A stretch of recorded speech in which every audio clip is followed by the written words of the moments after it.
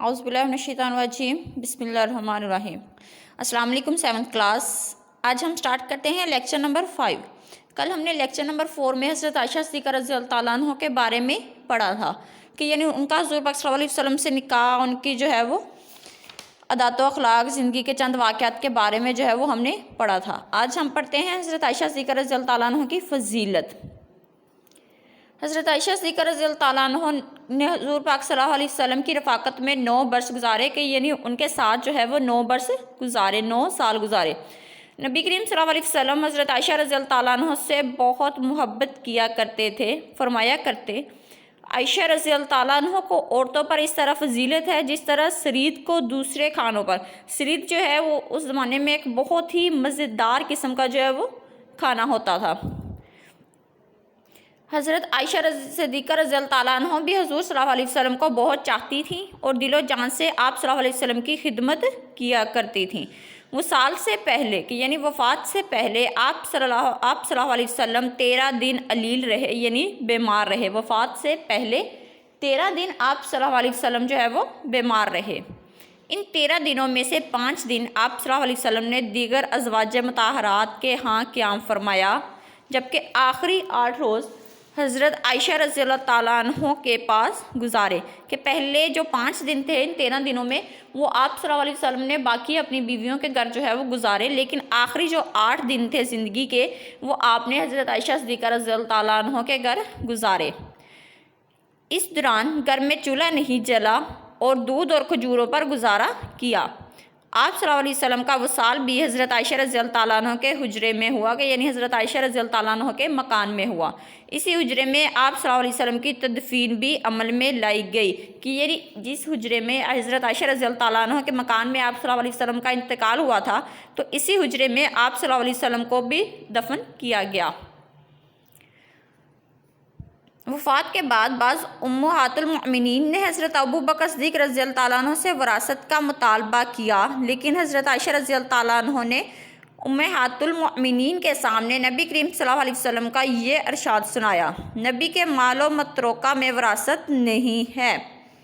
نبی کریم صلی اللہ علیہ وسلم کے وصال کے بعد آپ رضی اللہ تعالیٰ عنہ تقریباً 48 برس تک زندہ رہی۔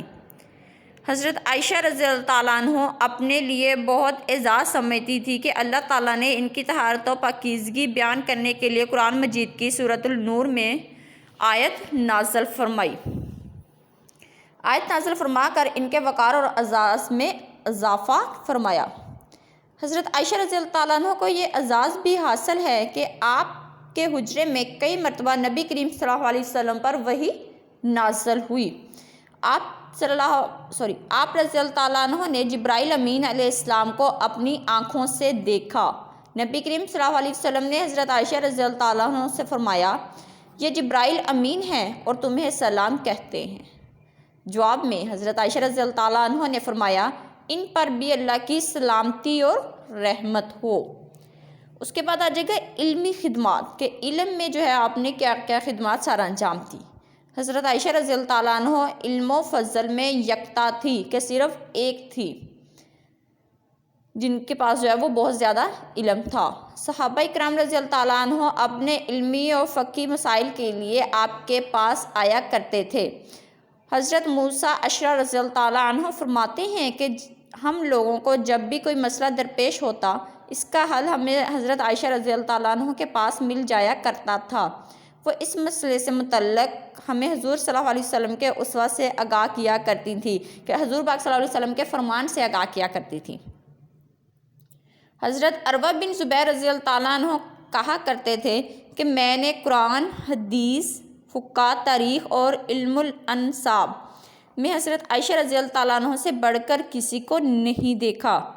حضرت احنف بن قیس رضی اللہ تعالیٰ عنہ حضرت موسیٰ بن طلحہ رضی اللہ تعالیٰ عنہ کا قول ہے کہ حضرت عائشہ رضی اللہ تعالیٰ عنہ سے زیادہ فصیح اللسان ہم نے کسی کو نہیں دیکھا۔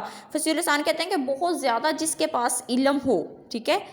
حضرت امیر معاویہ رضی اللہ تعالیٰ عنہ کہا کرتے تھے کہ ہم نے خطابت میں کہ یعنی لکھائی میں حضرت عائشہ رضی اللہ تعالیٰ عنہ سے زیادہ فصیح البلیغ کسی کو نہیں پایا کہ بہت زیادہ اچھا لکھنے والا جو ہے وہ کسی کو نہیں پایا۔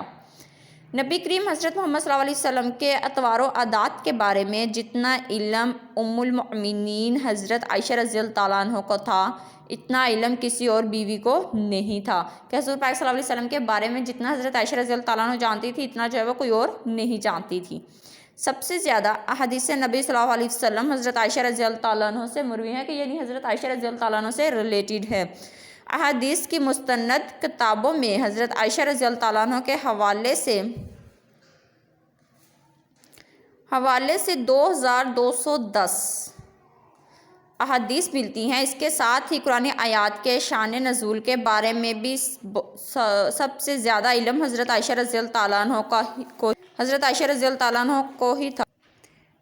حضرت عائشہ رضی اللہ تعالیٰ عنہ مفتیہ، قانون دان اور مورخ، مفتیہ کہتے ہیں مفتی کو، ٹھیک ہے، کہ یعنی جس کے پاس بہت زیادہ اسلام کے ریلیٹڈ علم ہوتا ہے، اور قانون دان ہوتے ہیں کہ جو قانون کے فیصلے کرنے والے، جو کہ قانون کے بارے میں علم رکھتے ہیں، اور مورخ ہوتے ہیں تاریخ رقم کرنے والے، ٹھیک ہے۔ حضرت عائشہ رضی اللہ تعالیٰ عنہ ایک مفتیہ بھی تھی، اور حضرت ابوبکر صدیق رضی اللہ تعالیٰ عنہ کے دور میں فقہی مسائل حل کیا کرتی تھی۔ اپنے والد اور خلیفہ اول حضرت ابوبکر صدیق رضی اللہ تعالیٰ عنہ کے وصال کے بعد، کہ یعنی ان کی وفات کے بعد، حضرت عمر فاروق رضی اللہ تعالیٰ عنہ کے دور خلافت میں بھی آپ رضی اللہ تعالیٰ عنہ فقہی مسائل حل کیا کرتی تھی۔ یہی وجہ تھی کہ دینی معاملات میں جب صحابہ کرام رضی اللہ تعالیٰ عنہ کو کوئی مشکل پیش آتی تو وہ ام المؤمنین حضرت عائشہ رضی اللہ تعالیٰ عنہ سے رہنمائی حاصل کرتے تھے، کہ ان کو جب بھی کوئی مشکل پیش آتی دینی معاملات میں تو وہ سب سے پہلے حضرت عائشہ صدیقہ رضی اللہ تعالیٰ عنہ کے پاس جاتے تھے۔ ام المؤمنین حضرت عائشہ رضی اللہ تعالیٰ عنہ ایک زبردست قانون دان بھی تھی، وہ پیچیدہ قانونی معاملات کا آسانی سے حل کر لیا کرتی تھی۔ حضرت عائشہ رضی اللہ تعالیٰ عنہ نے 9 سال تک نبی کریم صلی اللہ علیہ وسلم کے زیر تعلیم اور زیر تربیت رہیں، کہ وہ 9 سال حضور پاک صلی اللہ علیہ وسلم کے ساتھ رہیں، تو اسی دوران جو ہے وہ آپ نے حضور پاک صلی اللہ علیہ وسلم سے تعلیم سیکھی، اور حضور پاک صلی اللہ علیہ وسلم نے حضرت عائشہ رضی اللہ تعالیٰ عنہ کی جو وہ اچھی تربیت کی۔ آپ صلی اللہ علیہ وسلم نے حضرت عائشہ رضی اللہ تعالیٰ عنہ کی اس طرح تربیت کی کہ ان کی شخصیت تمام مسلم خواتین کے لیے مثالی نمونہ بن جائے، کہ تمام عورتوں کے لیے جو ہے وہ ایک نمونہ بن جائے، کہ ایک مثال بن جائے۔ یہ تربیت نبی کریم صلی اللہ علیہ وسلم کا نتیجہ تھا کہ بعض اوقات نبی کریم صلی اللہ علیہ وسلم خود حضرت عائشہ رضی اللہ تعالیٰ عنہ سے خواتین کے مسائل کے بارے میں مشورہ فرماتے تھے۔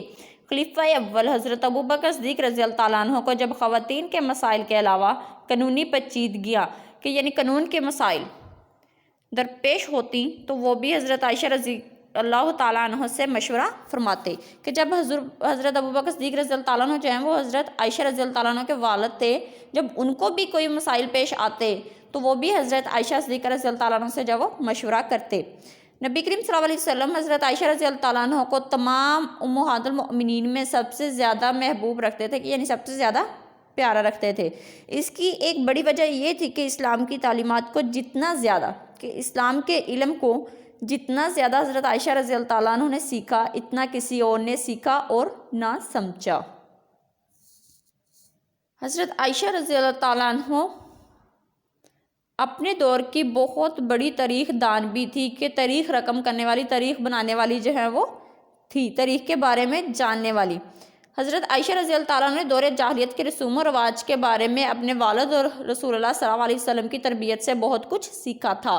اس دور کے بارے میں بیشتر مصدقہ باتیں، کہ یعنی بہت سی باتیں ایسی تھی جو حضرت عائشہ رضی اللہ تعالیٰ کے حوالے سے ملتی ہیں، جن سے یہ معلوم ہوتا ہے کہ اسلام کی روشنی پھیلنے سے پہلے کا عرب معاشرہ کیسا تھا، شادی اور طلاق کا کیا نظام تھا، شادی کی رسومات کیا تھیں، جنازہ کیسے ہوتا تھا، اور حج اور روزہ رکھنے کے کیا طریقے تھے۔ یہ ساری باتیں جو ہیں وہ حضرت عائشہ رضی اللہ تعالیٰ عنہ سے ہمیں ملتی ہیں۔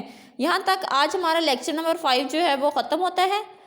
اس میں سے کوئی بھی کویسچن ہے تو آپ لوگ مجھ سے پوچھ سکتے ہیں۔ اللہ حافظ۔